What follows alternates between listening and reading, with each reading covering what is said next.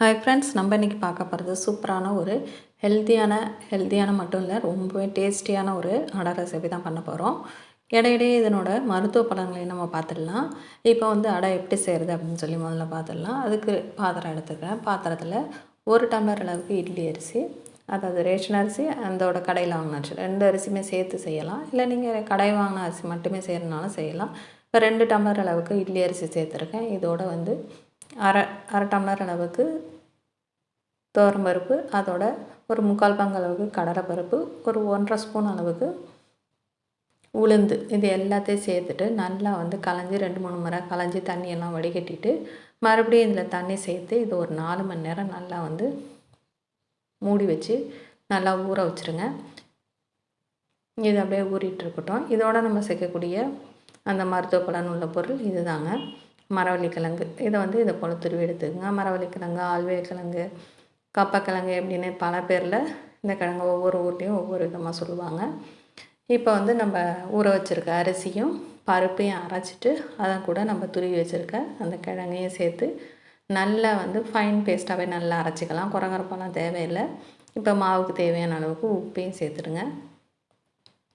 இப்போ மாவை அரைச்சி எடுத்தாச்சு. இதோட பெருஞ்சீரகத்தூள், நீங்கள் பெருஞ்சீரகத்தூள் பயன்படுத்த மாட்டிங்கன்னா சீரகத்தூள் கூட பயன்படுத்திக்கலாம். இதோட மிளகாத்தூள், கருவேப்பிலை தலைகளை சேர்த்துட்டு நல்லா கலந்து விட்டுடுங்க. இப்போ இதோட பொடியாக நறுக்கி வச்சுருக்க மீடியம் சைஸில் 3 பெரிய வெங்காயம், இல்லை சின்ன வெங்காயம் சேர்க்குறதுனால சேர்க்கலாம், உங்களோட விருப்பம்தான். டேஸ்ட் இன்னுமே ரொம்ப கூடுதலாக இருக்கும். இப்போ நான் வெங்காயம் சேர்த்துட்டு இப்போ மாவு நல்லா கலந்து விட்டுட்டு இப்போ தோசைக்கல்லில் நம்ம தேவையான அளவுக்கு மாவு வச்சு நம்ம தட்டிடலாம். கல் வந்து பார்த்திங்கன்னா நல்லா காஞ்சிருச்சு. இப்போ தேவையான அளவுக்கு மாவை வந்து கல்லில் வச்சுட்டு நம்ம கையில் வந்து தண்ணியில் அப்படி டிப் பண்ணிவிட்டு நீங்கள் அப்படி தட்டி விட்டீங்க அப்படின்னு சொன்னாக்கா அடை வந்து உங்களுக்கு தட்டுறதுக்கு ரொம்ப சுலபமாக இருக்கும். சூடு ஏறாமல், கையில் சூடு ஏறாமலாம் இருக்கும். எல்லாருக்கும் தெரியும், பட் வந்து பிக்னஸாக இருந்தால் தெரிஞ்சுக்கிட்டோம் அப்படிங்கிறதுக்காக தான் சொல்கிறேன். மேலால் எண்ணெயை வந்து நல்லா ஸ்ப்ரெட் பண்ணி விட்டுட்டிங்க அப்படின்னு சொன்னாக்கா இது வந்து நல்லா கிறிஸ்பியாகவும் எடுக்கலாம். நீங்கள் சாஃப்டாக வேணும் அப்படின்னு நினச்சாக்குன்னா அதை போலவும் எடுக்கலாம். எப்படி வேணாலும் இந்த அடை வந்து நம்ம செஞ்சுக்கலாம். கிறிஸ்பியாக வேணும்னாக்கா கொஞ்சம் நேரம் சிம்லேயே வச்சுட்டு நல்லா இது முருக விட்டிங்க அப்படின்னு சொன்னாக்கா இது முருகிடும். பட் வந்து சாஃப்டாக வேணும்னாக்கா இது வெந்த பிறகு டக்குன்னு நீங்கள் திருப்பி போட்டு எடுத்துடலாம். சட்னியோட பரிமாற நீங்கள் விருப்பமான சட்னியோட பரிமாறலாம்.